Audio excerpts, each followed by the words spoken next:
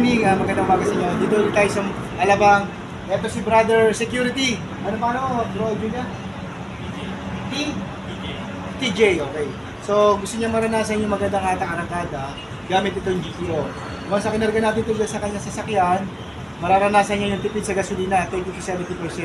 And then, wala nang change oil. Ito, ikakarga na natin ito dito. Bro, ito lang makarga para dito on. Okay. So, ilang buwan ka lang hindi nag-change oil? Sa isang buwan? Wala pa, o yun. So, eto moto lang kanyang gamit na langis. Walang additives, moto lang talaga siya. So, ngayon mararanasan niya yung mas magandang hatak, arangkada, and then hindi na siya mag-change oil. Yan po ang masasabi ko sa inyo. Kasama. Okay, masasabi mo, kanina i-start mo. 2 to 3 minutes.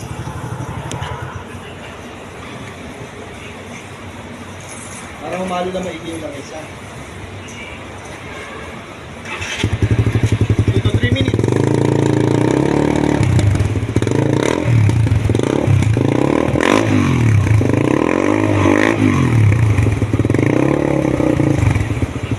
Kaya mo na siyang malo. Mas maraming lang mamaya.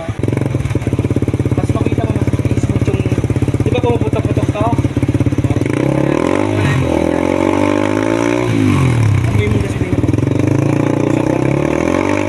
Hindi matulog, di ba? Di ba? Hindi na pumuputok, di ba? Ikaw, subukan mo ngayon. Tingnan mo kung gano'n ka ng putya mo.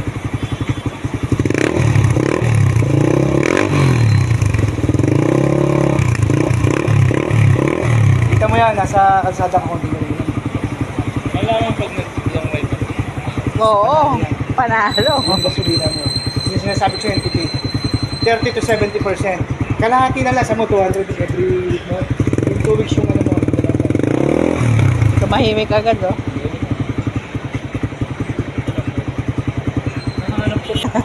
Galing natin ha. Okay. Okay na? Salamat.